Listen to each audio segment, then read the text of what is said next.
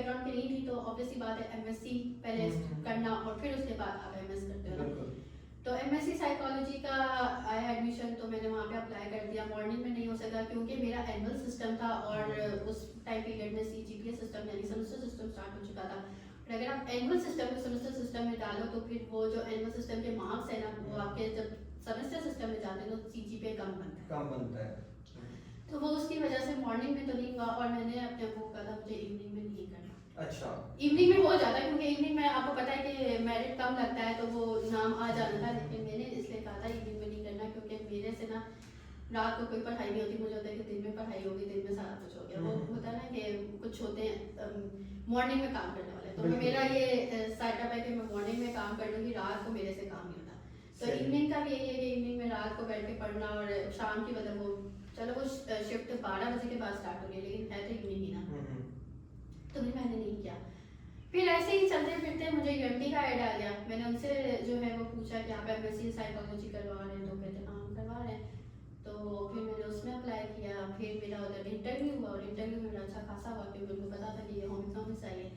तो उन्होंने बहुत वो ना कंसेप्चुअल और डिटेल्ड इंटरव्यू लिया। ये भाग जाए बस ना ही है फील्ड के अंदर। नहीं, वो चेक कर रहे थे। अच्छा, वो ये चेक कर रहे थे कि ये अपनी मर्जी से आई है या इसको भेजा गया है। अक्सर वो होते हैं ना पेरेंट्स आपको पुश कर रहे होते। बिल्कुल। तो वो चेक करने के लिए फिर मेरा वहाँ पे इंटरव्यू किया, फिर मेरा वहाँ पे एडमिशन भी हो गया, सारा कुछ हो गया। फिर मुझे ना वहाँ पे साइकोलॉजी की मेरी सही वाली पढ़ाई स्टार्ट हुई एंड बाकी क्लास फेलोज के लिए मैं बहुत ज़्यादा खतरा थी क्योंकि मैं टॉपर स्टूडेंट थी। अच्छा। तो वो रिलेटिव ग्रेडिंग की वजह से बाकी क्लास फेलोज के लिए मैं बहुत खतरा स्टूडेंट थी क्योंकि वो ये होता था कि वहाँ पे ना टॉपर के नंबर से ही आपकी ग्रेडिंग स्टार्ट है और कभी कभी ऐसा होता था कि फर्स्ट हाईएस्ट और सेकंड हाईएस्ट में मार्क्स का इतना डिफरेंस होता था कि फर्स्ट हाईएस्ट अगर ए ग्रेड लेके आया ना तो उस जो सेकंड हाईएस्ट है वो ए माइनस से स्टार्ट हो या फिर बी ग्रेड से स्टार्ट हो। तो वो इतना डिफरेंस की वजह से क्या है कि वो बाकियों के फिर ना ग्रेड्स अफेक्ट करते थे। तो उनका फिर ये होता था कि ना इससे कॉम्पीट करना है ना, इससे कंपटीशन करना है, इसको नहीं हमने आगे जाने देना या इससे आगे जाना है। तो वो इस तरह की मतलब करते थे या फिर अक्सर मुझे जो है ना ब्राइब्स देते थे कि नहीं यार तुम अपने नंबर कम करवा लो। अच्छा। क्योंकि तुमने तो रहना ही टॉप पे।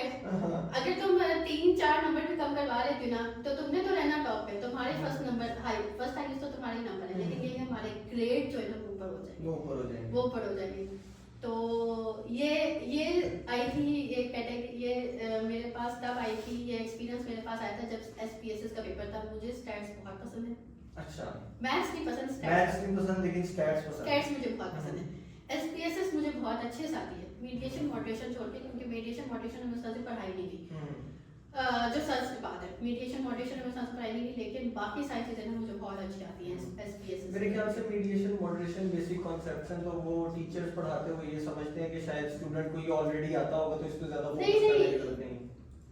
टीचर से समझते हैं कि एडवांस कांसेप्ट्स है मीडिएशन मॉडरेशन। वो टेस्ट वगैरह ठीक है, वो समझ आती है कि वो बेसिक से कांसेप्ट्स है, लेकिन मीडिएशन मॉडरेशन की जब बात आती है ना तो टीचर्स थोड़ा इसको कहते हैं कि ये थोड़ा एडवांस कांसेप्ट है तो उसको उस तरह से ना पढ़ाया जाता। तो हमें उस तरह से क्लास में पढ़ाया नहीं गया कभी मीडिएशन मॉडरेशन एनालिसिस, तो वो उस तरह से आया भी नहीं। बड़ी मुश्किल से मैंने अपने एमएस के थीसिस में मॉडरेशन एनालिसिस किया था, वो पता नहीं कैसे किया था।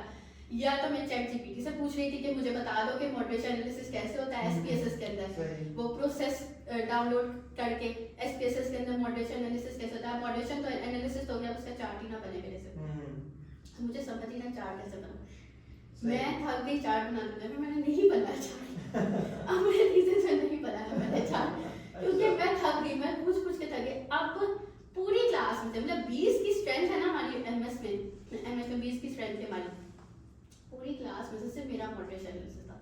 अच्छा, हाँ, बाकी सबका मीडिएशन एनालिसिस। तो अब मैं किससे पूछूं तो किससे पूछूं। और ठहरी भी क्लास की टॉपर तो बच्चे वैसे ही फेवर करने में जरा हिचकिचाते हैं। नहीं, एमएस में I am not a topper. Okay. MS में मैंने सारी टेंशन छोड़ दी थी, मतलब मैंने एमएससी में किया था और गोल्ड मेडलिस्ट में मैं एमएससी में ही हूं। ओके। एमएससी में मेरा जो है ना 3.96 था सीजीपीए। नाइस। लेकिन वो सारी मैंने कर ली थी ना, अचीवमेंट कर ली थी। अब आप एक दफा जब अचीव कर लेते हैं ना फिर आपको सब रिलैक्स हो जाते हो हाँ, आप relax हो जाते हैं। फिर वो मैंने हमें- देख लिया गोल्ड मेडल लेके क्या हाँ, होता है कुछ भी नहीं हुआ, कुछ भी नहीं हुआ, इसलिए जो है ना, इसलिए मैं एमएस में रिलैक्स थी। मैंने ना